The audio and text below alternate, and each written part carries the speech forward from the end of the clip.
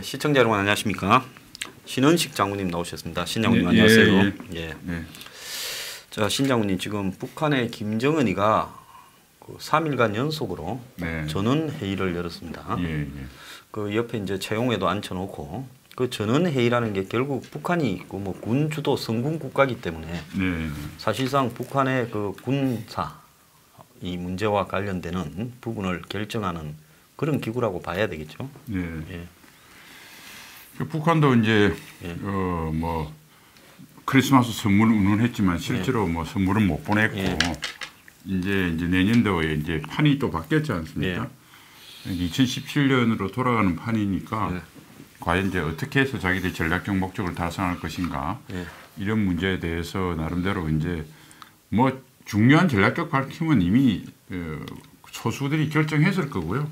그런 것들을 이제 서로 공유하면서 나름대로 이제 결의를 다지고 내년도에 할 그 여러 가지 정책 방향에 대해서 나름대로 이제 어떤 퍼포먼스를 하는 뭐 그런 과정을 거쳤겠죠. 오늘까지 지금 나흘째 또 하고 있대. 하루 더 해서요. 그런데 공세적 군사 외교 대응 문제가 이제 주제였던 것 같은데요. 결국 이제 좀 현 상황과 관련해서 평범하게 생각을 해보면 김정은이가 미국을 상대로 또 남측을 상대로 사고를 치는데 그 부분을 이제 내가 그렇게 하기 전에 내 단독 결정이 아니라 너네들까지 불러서 다 의논했고 거기에서 우리가 좀 고달픈 일이 생기더라도 일치 단결해서 후퇴하지 말고 가자고 의견을 모았잖냐. 그러니까 여기에서 이탈하는 놈은 그냥 두지 않겠다. 다 동의했지. 강압적 합의를 갖다가 이룩하기 위한 그런 절차적 형태 아닐까 싶은데 어떻게 보십니까? 예, 뭐 그렇게 저도 보고요. 그다음에 북한의 그 여러 가지 의사결정 절차가 또 그런 걸 거치게 되어 있습니다. 예를 들면 화성 그 15 쏘고요. 2017년 11월 30일이죠. 그리고 이제 김정은이가 핵무력이 완성됐다고 12월 달에 선언을 하고 그다음에 그것을 2018년 4월 20일 당 중앙 전원회의에서 또 이렇게 사실 추인을 받는 형태거든요. 그러니까 이번에도 이제 이러한 것들을 김정은이가 자기 전략적 방침을 뭐 그냥 아까 황 소장님 말씀하신 대로 이제 실질적인 의미는 그런데 북한의 어떤 최고 의사결정 시스템이 당 이제 최고회의 같은 데서 의결을 또 해야 되니까 뭐 그런 뭐 요식적인 절차를 거치면서 말씀 그대로 실질적인 것은 이제 공동 책임으로 이렇게 하는 뭐 그렇게 그런 형식을 취하지 않겠느냐, 취한 게 아니겠느냐 이렇게 생각합니다. 내일 이제 김정은이가 신년사를 할 것 같은데요. 2002년 신년사를 통해 남쪽의 올림픽에 참가하고 그 다음에 이 뭡니까 이 쌍괴 그러니까 한국의 그 주한미군 관련되는 부분에서의 연합훈련 또 한반도의 전략자산 배치 문제하고 북한의 핵실험하고 또 이 북한의 ICBM 발사 이런 부분을 서로 이제 연계했다. 그런 의사를 그날 밝히지 않았습니까? 그렇습니다. 그 뒤부터 이제 올림픽 참가부터 쭉 이렇게 왔는데 또 올해 그러니까 2019년 1월 1일 날 제가 아버지 쓰던 집무실에서 지금 그 회의하고 있는 그 근처에 옆에 거기서 또 김정은이가 신년사를 밝히면서 조금 작년보다는 달라진 좀 강한 의조로 올해 1월 1일 날 이야기를 했죠. 그럼 내일 이제 새해 또 신년사 그러니까 지금 이 방송 녹화를 12월 31일 날 저녁에 하고 있습니다. 새해 신년사를 본다면 우리가 추정해 본다면 올해 그러니까 19년 1월 1일 날 한 내용과 완전히 상반된 신년사를 발표하지 않겠냐 이렇게 보이는데 좀 어떻게 보십니까? 저도 그렇게 봅니다. 김정은이가 이제 사실은 김정일이가 2011년도 죽었고요. 2012년에는 신년사를 안 했습니다. 그때 막 상중이고 경황이었겠죠. 2013년부터 했으니까 이제 내일 하게 되면 이 방송을 시청자 여러분께서 보실 때는 이제 8번째 신년사를 2020년 신년사를 보시게 될 텐데 김정은이 신년사를 이렇게 보면 뭐 늘 경제적으로 자력 경쟁 주장하고 뭐 이런 것들은 늘 있어 왔고 대남하고 대미 메시지에서 좀 분명한 차이를 보였던 것은 2017년까지는 늘 남북 대화 개선, 남북 관계를 개선하고 미북 관계를 자기들이 개선하게 되면 두 가지 전제 조건을 내세웠습니다. 하나는 연합훈련 중단과 전략자산 배치 같은 것들을 안보적인 면에서 이런 것들을 우리 원하는 대로 받아들여달라. 그리고 경제사회 전반적으로는 6.15하고 14를 실천해라. 미국한테도 메시지가 되죠. 한국이 6.15하고 14를 실천하더라도 시비 걸지 마라 이런 쪼죠. 그러다가 2018년 그 작년 초에 방송 보실 때는 2년 그 작년 초가 되겠죠. 2018년도에는 방금 황 소장님 말씀하신 대로 6.15, 14는 싹 빠졌어요. 요거는 제가 봐서 문재인 정권이 들어섰기 때문에 그 구태에 그걸 강조하지 않아도 알아서 할 것이고 또 하나는 2017년도 고강도 유엔 제재가 나왔기 때문에 6.15, 14는 미국 간의 핵 협상이 잘 돼야 후속된다는 걸 김정은이도 분명히 알았을 겁니다.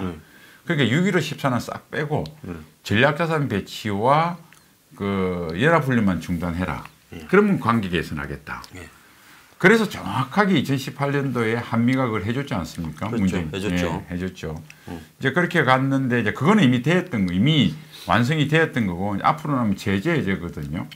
그러니까 이제 보나마나 내일 할 거는 미국이 전략적 셈법을 일단 바꿔라. 그러니까 제재 해제나 이런 우리 영변 같이 이런 거 정도 우리가 전향적인 자세를 보여주면 김정은이 그런 걸 거예요. 풍계리하고 핵실험 중단하고 다 했는데 미국은 해준 게 없지 않느냐.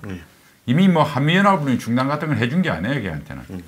그런데 내가 그래서 또 이번에 하노이에 가서 정말 영변 좀 내놨는데 내놓은 게 없지 않느냐. 뭐 이제 결국은 미국은 우리 이거 북한 보고 전략적 셈법을 바꾸라고 하는 거고 북한은 미국으로 바꾸라 하는 거니까 이건 미국이 전략적 셈법을 바꾸지 않으면 우리는 더 이상 바꿀 게 없다. 충분히 양보했다. 니들이 바꾸라.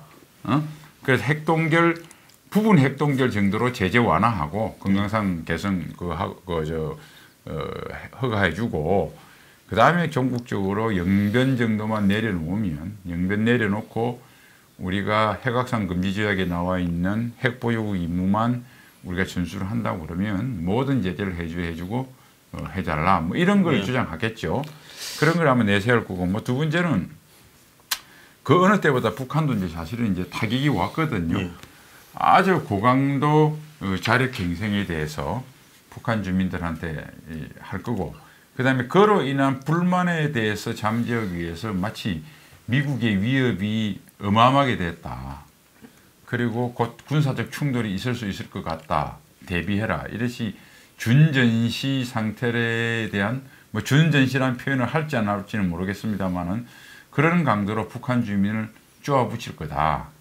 그 다음에 이제 2018년에 우리 싱가포르나 또 남북 그 판문점 평양을 거쳐서 북한 주민들이 지금 경제적 어떤 이득에 대해서 경제적 어떤 문제에 대해서 굉장히 지금 기대 수준이 높아져 있거든요.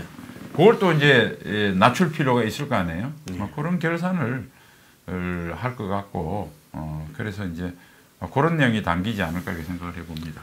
자 이제 그런 관점에서 좀 본다면 지금 그 북한이 이제 미국 쪽에서 봤을 때 그 넬슨 리포트라고 옛날에 뭐 찌라시 이런 정보처럼 취급되었지만은 뭐 그래도 상당히 워싱턴 정가에서 많이 구독해보는 유료 정보 소식지 거기에 보면 이런 이야기가 최근에 제가 그 입수해서 봤는데요.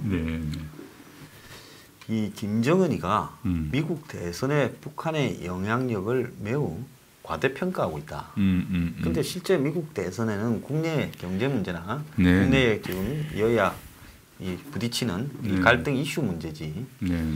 실제로 북한 문제나 국제 외교 문제 이런 것들이 결정적인 영향을 미치지 못한다. 그렇죠. 그래서 한 10년 전에는 한 14%까지 해석이 지난 16년 총선에는 13% 정도로 그 영향력이 해석이 되었는데 이제 한 3% 정도로 줄어들었다. 북한 이슈가 영향을 미치거나 대외 관계가 영향을 미치는 것이. 그러니까 트럼프 입장에서는 실제로 북한 이슈에 말려들면 말려들수록 얻을 것 없이 안 좋은 문제가 커질 수가 있고 그래서 북한 문제는 좀 잊고 싶고 그냥 좀 처박아 놓고 싶은 게 솔직한 심정일 거다. 근데 김정은이 스스로가 자기가 트럼프를 당선시키고 낙선시킨다고 지금 과대 이렇게 망상적 생각을 하고 있어서 지금 미국이 피곤한 상황이다. 이런 이야기들이 있더라고요. 보고서 내용에. 좀 네. 어떻게 생각하십니까? 저는 뭐 그 보고서에 대강은 맞다고 봐요. 그 미국뿐만 아니라 어느 나라든 대외적인 이슈는 그렇게 국내적인 이슈보다 크지 않습니다.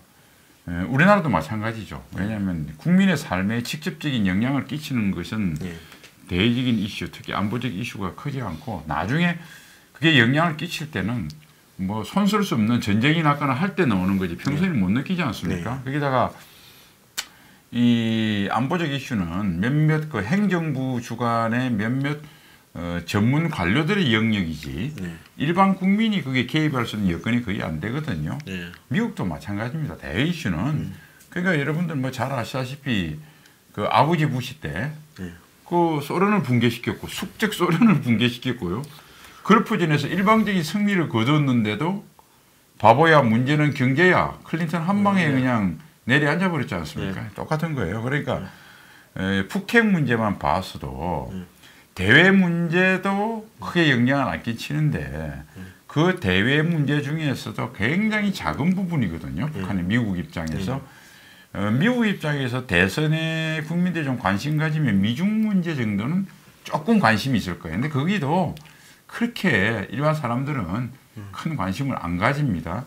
몇 년 후에 패권이 어떻게 가고 하는 것이 그래, 미국 무슨 뭐 텍사스 농부나 뉴욕에서 햄버거 파는 사장집이 아저씨가 무슨 관심이 있겠어요. 그렇죠. 이런 게 똑같은 겁니다. 이렇게 생각하시면 되고 단지 이제 북핵 문제에 대해서 사실은 트럼프 이전에 미국 대통령은 우리 한국에서 뭐 이거는 다 외교관 했던 분들이나 공통된 의견인데 늘 북핵 문제에 대해서 미국 대통령이 관심 좀 가져달라고 그랬는데 미국이 말은 알았다 그러고 관심이 전혀 없었어요. 그러니까 탑 10 미국의 대이슈 중에서 탑 10 안에 든 적도 없습니다. 잠깐 뭐 클린턴 때 뭐 북폭함이 잠깐 왔다가 사라졌고요. 대체적으로 없어요. 왜냐하면 미국의 주관심은 냉전 때는 유럽이었고 냉전 끝나고는 중동 문제였거든요. 에너지 안정적 공급 때문에. 그래서 최근에 이제 중국이 좀 부상함에 따라서 동북아가 좀 관심을 가지는 게 됐고, 그 다음에 이제 트럼프가 특별하게 이건 트럼프가 북핵 문제에 대해서 굉장히 대선부터 자기가 관심을 많이 표명했던 거였어요. 그 전에 미국 대통령들이 보면 대선 공약에 북핵 문제는 그냥 잠깐 언급되는 양념이고 강조도 안 됐고 했는데 트럼프는 각별히 얘기가 자기가 할 수 있다는 걸 띄웠잖아요. 그리고 사실은 김정은이 만나주고 다른 대통령이 그렇게 미국하고 정상회담을 애걸 했는데 안 해줬잖아요. 뭐 어쨌든 여러서 됐던 건데 이게 사실은 잠깐 작년 3월 8일 날 정의용이가 방문하고 6월달 싱가포르 때까지 한 2, 3, 4개월 자기 한참 섹스 스캔들 때문에 위기했을 때 좀 여론 터닝 포인트로 만들 때 그때 조금 관심이 있었고 사실 작년 6월 이후로는 미국 사람들 별로 관심이 없어요. 트럼프가 괜히 전쟁 날 거 막았다 계속 자기가 뭐 우리 먹어서 그랬지. 이제는 그것도 미국 사람들은 뭐 북한이 감히 미국한테 전쟁을 일으킨다는 건 상식적으로 납득이 안 되지 않습니까? 그러니까 김정은이가 자살을 하겠다고 전략적 결심을 굳히지 않는 이상 미국하고 전쟁을 건다고 하는 것은 그 말이 안 되는 소리니까 이미 사실은 뭐 다 있고 그래서 이제 트럼프도 사실 북 이슈는 더 이상 관심이 없고 괜히 잘못 건드려서 손해날 일만 있기 때문에 트럼프도 관심이 없고 미국 국민도 관심이 없습니다. 그래서 이제 아마 그게 사라졌는데 김정은이는 오판한 거죠. 2018년도 너무나 큰 성취가 있었어요. 보십시오. 자기가 이때까지 한반도 비핵화라는 용어를 국제사회가 쓰면서 그것은 9.19 전문에도 그랬다시피 북한 비핵화가 한반도 비핵화였거든요. 대한민국은 비핵화되어 있으니까 그것을 자기가 원하는 조선반도 비핵지대화 즉 한미동맹 파괴를 의미하는 자기의 데피니션이 문재인 정부가 공식적으로 인정을 해줬고 트럼프까지 인정을 해주는 꼴이 됐지 않습니까? 처음에 하노이. 물론 그 뒤로 트럼프가 그런 해석이 아니다고 미국은 발뺌을 했지만은 그거 됐죠. 그 소원이던 한미연합훈련 전략자산 배치 중단됐죠. 한미동맹 흔들거렸죠. 그리고 무엇보다 중요한 것은 미국 대통령을 만날 수 있었던 거 아닙니까? 아무것도 양보함 없이 국제사회 활약에 복귀를 해서 왕따 당하던데 뭐 시진핑부터 푸틴부터 그냥. 그래서 김정은이가 자기가 국제사회 무대에 등장하는데 자기 할아버지와 아버지도 못했던 어마어마한 빅 이벤트를 성공시킨 겁니다. 깜짝 놀라죠. 스스로도 놀란 거예요. 그러니까 사람이 원래 제일 위험한 게 그렇다면서요. 처음에 투자해가지고 갑자기 소발의 지잡기로 그냥 성공을 하면 그다음 사람이 완전 망가진다는 거 아닙니까? 뭐 그런 심정으로 야 내가 조금만 이렇게 해주면 미국을 쥐락펴락할 수 있구나. 특히 트럼프를 들었다 놨다 할 수 있겠구나. 이렇게 좀 오판을 한 것 같습니다.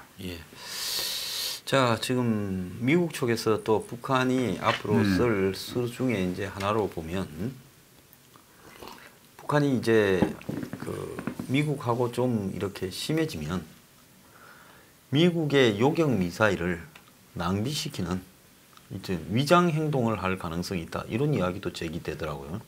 미국의 요격 미사일이 가격이 되게 비싸다면서요. 한 발 쏘는데. 그런데 이제 그게 저는 이제 아마 이렇게 쏠 겁니다. 많이 쏜다면 그 미국의 요격 미사일이 이 소위 요격 거리를 벗어난 공간지대에 있지 않습니까? 여러분 상식을 생각해 보시죠, 국민 여러분. 요격 미사일 왜 배치하겠습니까?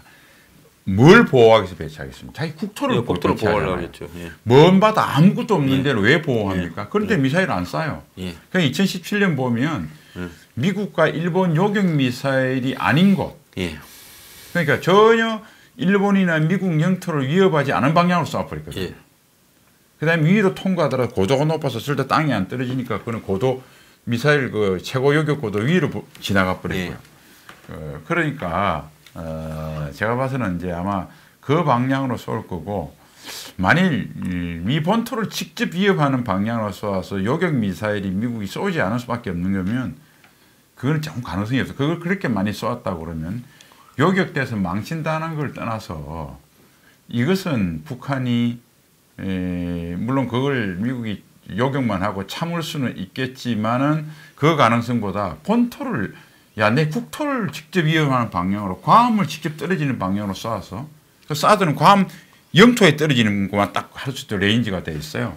그렇게 되면 그 트럼프가 만약 군사적인 결심을 해버리면 큰 낭패를 당하기 때문에 그건 좀 아닌 것 같고요. 그 다음에 이제 사실은 이제 사람들이 북한이 도발을 하게 되면 무슨 도발을 할 것인가 말 것인가. 그 다음에 도발을 한다면 소위 전략적 도발, 미국과 하는 상대는 ICBM밖에 없지 않습니까? 저는 그 가능성이 좀 낮다고 지난번에 말씀드린 게 왜냐하면 지금 그래도 트럼프한테 이렇게 맑게나 건넬 수 있는 것은 트럼프의 유일한 자랑거리인 ICBM 발사를 가지고 하는 건데 이 전략적 카드는 사용하고 나면 그 다음에 효용이 없습니다. 그렇죠. 그러면 트럼프는 더 이상 김정은이한테 목매일 필요가 없는 완전한 행동의 자유를 주는 거거든요. 그리고 만약 그걸 쏘았을 때 행동의 자유를 트럼프한테 줄 게 뿐만 아니라 지금 2017년 화성 15 쏘고 나온 9월 3일 날 저 수소폭탄 실험하고 나온 2397호는 지금 사실은 화성 15 쏘고 난 데 된 거죠. 12월 22일인가 된 2397호는 이거는 뭐냐면 다음 만일 북한이 ICBM이나 핵 실험을 하면 지금 쿼터로 나와 있는 석유를 더 좋을 수 있도록 양은 안 정해졌지만 그렇게 하는 거로 이미 유엔 제재 결의가 나온 거예요. 그러니까 이제 기름부터 제재만 더 강해져. 그 다음에 그거 쏘았는데 중러가 북한을 도와주기 어려워요. 그리고 사실 그거 쏜다고 하더라도 뭐 영토에 쏘는 것도 아니고 빈 바다에나 쏘았는데 어떻게 생각하면 뭐 영향을 안 받는 거 아닙니까? 그래서 제가 봐서 이런 거 계속 가지고 그걸 할 거고 이제 그거 외에 만일 도발을 한다고 그러면 트럼프가 이 미국 본토 위협한 게 아니고 그건 조그만 도발이야. 지난 미사일 쏜 것처럼 할 수 있는 도발을 할 가능성은 언제든지. 자, 그런 측면에서 본다면 한국의 뭐 서해 5도 중에 제일 작은 게 이제 제일 가깝게 붙었고 전략적으로 가치가 북한 측으로 보면 쉽고 높은 게 소청도. 거기 보니까 뭐 한 중대 병력 정도밖에 없고 주민도 한 200명밖에 없어요. 그러니까 소청도가 이제 백령도 대청도 사이에 중간에 있고 또 육지에서는 한 170, 80km 되고 그러니까 저런 데를 북한이 이제 이 공격을 하거나 기습을 하거나 이런 식으로 했을 때 북한은 그 이후에 한국의 대응, 즉 북한의 그런 부분을 한국이 뭐 F-15나 F-16 같은 비행기를 동원하고 뭐 F-35도 동원하고 신형 그러면서 이제 본격적으로 전투 부대를 투입해서 북한과 확전을 가느냐 아니면 거기에 그냥 아주 이 국소적으로 대응하고 일단 협상으로 가느냐 또 미국이 어떻게 여기에 대응하느냐 이런 부분을 가지고 북한이 한번 테스트를 해볼 가능성은 없겠습니까? 그러니까 어느 가능성 다 열려 있는데 크게 보면 북한이 만일 미국을 향한 ICBM이나 핵실험 도발보다는 좀 전술적인 수준에서 그러니까 우리 대한민국과 대한민국에 관련된 그러니까 대한민국과 주한미군을 위협을 할 수 있는 상징적인 군사적 도발을 한다고 치면 두 가지입니다. 하나는 천안함식 도발. 이거는 뭐냐면 주체를 알 수 없도록 은밀히 도발하는 거예요. 그냥 때려버리고 빠져버리고. 그러니까 잠수함을 집어넣어서 예를 동서의 어느 항구에 기뢰를 설치를 한다든지 또 잠수함을 넣어서 어디 다시 우리 함정을 공격하고 자기는 모르겠다. 사실 천안함처럼 그 인양을 한 것은 사실 기적적으로 우리가 인양을 한 거거든요. 그거 안 했으면 우리 짐작은 하는데 입증하기는 어렵겠죠. 그다음에 사이버 도발이라든지 그러니까 주체를 알 수 없고 주체를 확인하는데 시간이 걸려서 그 주체를 확인하기 전까지 네 책임 내 책임 대한민국에 얼마나 내부 분열상들을 초래하는 그 천안함 대기로 합참의장도 관두고 뭐 우리끼리 싸우느라 난리 났잖아요. 미국하고 한국하고 다른 게 없습니다. 미국은 도발하면 예상되는 적에 대해서 강력하게 대응을 하고 우리끼리는 뭉치는데 우리는 적은 놔두고 우리끼리 싸우다 볼일다 봐요.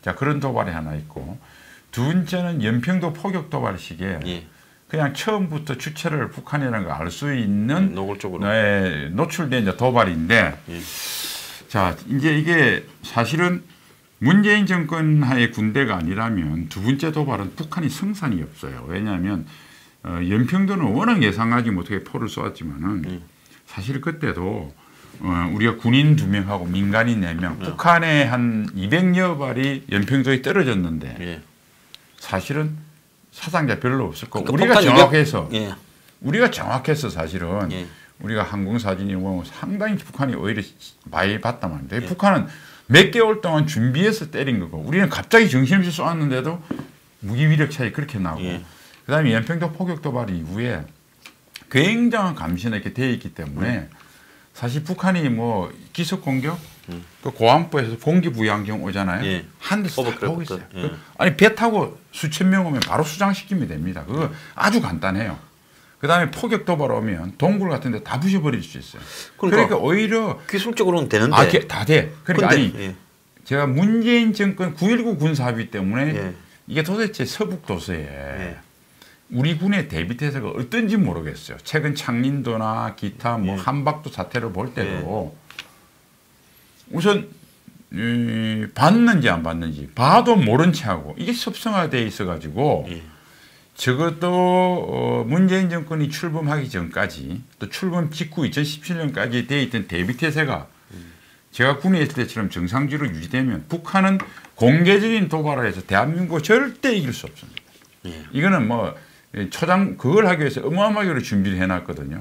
오히려 북한이 왕창 망신을 당할 수 있어요. 그런데 이제 그렇게 따지면 두 번째는 이게 문재인 정권이기 때문에 이게 불안한 겁니다. 그러니까 첫 번째는 우리가 대비를 잘해놔도 완전하게 다 대응하기는 어려워요. 글쎄요. 미국도 9.11 테러 당하는 거 보십시오. 이거는 아무리 잘 돼 있어도 사고 칠난 사람을 감당하기는 엄밀하게 돌아가지고 예를 들면 예를 들어서 지금 오일들 뭐 이런 걸 이용해서 지금 서울 시내 모 백화점에 화장실에 폭탄 놔놓고 거기다 화학탄이 있는 폭탄 넣고 터뜨리면 어떡할 겁니까? 그걸 어떻게 미리 다 잡아? 쉽지 않아요. 그 진짜 잡으려 노력을 하고 있죠. 뭐 국정원, 경찰 다 노력하고 있지만은 그 잡기는 정말 요행으로 잡는 겁니다. 그래서 첫 번째 도발을 많이 하면 이럴 수가 있죠. 이게 분명히 북한이 아니면 이 짓을 할 놈은 없는데 증거는 없단 말이죠. 네. 증거를 찾아서 확인하는데 몇 개월 동안 국력을 낭비할 겁니다. 자, 이런 상태에서 왜 이렇게 일으키냐? 그러면 미국 일단 대선은 11월에 있으니까 한국 총선에는 영향을 끼칠 수 있죠. 그럼 2010년 천안함 끝나고 난 뒤 60 지방선거 때 이명박 대통령은 천안함을 잘 이용하면 지방선거 유리하다고 싶어서 그 전쟁기념관에서 뭐 잠바 입고 퍼포먼스라고 난리쳤잖아요. 그런데 어떻게 됐어요? 전쟁이냐 평화냐 프레임 때문에 지방선거에 대패를 했지 않습니까? 네, 맞습니다. 그러니까 이렇게 될 겁니다. 우리 국민들이 2018년도에 왜 저렇게 허접한 평화쇼에 감동을 받고 9.19 군사비보다 9.19 공동성명보다 훨씬 후퇴한 4.27 판문점 선에도 열광을 했냐면 2017년도 조성되어 있던 위기의 기저효과 때문이었거든요. 예. 그 지금 미국도 뭐 때릴 것 같이 뭐 이렇게 하고 말 폭탄이 오가고 도발이 있었는데 아이고 전쟁 난다 그러고 북한은 2010년도에는 핵무기가 확실치 않았는데 이제 핵무기까지 다 갖고 있다고 그러지 뭐 이렇게 또 문재인 정권이 굉장히 이것을 블러핑을 이용을 하면 그래 놓고 판문점에서 만나서 이 문제를 또 이렇게 뭐 평화적으로 해결했다. 그래서 사실은 북한의 뭐 군사 도발 뭐 이렇게 한다고 해서 대한민국이 뭐 국지도발 전쟁 난 거 아니면 괜히 놀랄 뿐이지 실질적으로 뭐 타격 효과라는 게 그렇게 크진 않아요. 심직 효과지. 이걸 이용해서 문재인이 총선에 결정적인 이점을 지지 않겠느냐. 그렇게 되면 김정은은 다시 문재인한테 코를 끼는 거죠. 내가 언제든지 내가 할 수 있는 손쉬운 도발을 가지고 네의 정치적 위상을 언제든지 도와줄 수도 있고 망가뜨릴 수도 있다. 자, 그렇게 하고 난 뒤에 이제 아마 김정은이 문재인한테 요구하는 것은 한미동맹 하여튼 뭐 때를 써서라도 주한미군 철수를 주장해서라도 뭐 필요한 건강상 개성을 내가 관철시켜라. 뭐 이렇게 압박을 하게 되고 그 다음에 트럼프를 좀 꼬셔서 꼬덕여서 9월 10월쯤 트럼프와 대선을 앞둔 트럼프와 뭐 쇼를 하는. 그럼 트럼프도 한국에서 난리가 났으니까. 그러니까 더 주한미군이 있고 주한미군이나 우리 미국 국민의 목숨을 보호하기 위해서 지금쯤 내가 나서지 않았다면 전쟁 났다. 장사정포가 비 오듯이 떨어지는 데서 우리 미국 국민들이 노출됐을 텐데 내가 막았다. 뭐 이런 쇼를 또 할 거를 이런 쇼거리를 이런 자랑거리를 주면 내가 원하는 걸 받을 수 있다고 김정은이가 계산하고 있지 않겠느냐. 뭐 저는 그렇게 봅니다. 그래서 지금 말씀은 도발이 오히려 김정은에게 그 문재인의 대응의 지금 행태를 보면 더 기회를 갖다가 부여할 수 있는 그런 국내적 소지가 있다. 그런 부분을 갖다 말씀했고 미국 대선에도 도발로 인해 기회를 더 늘릴 수 있다. 자, 그것은 국내적 어떤 도발일 가능성이 크다. 이런 이야기를 나눴습니다. 자, 이 신년 잘 보내시길 바랍니다.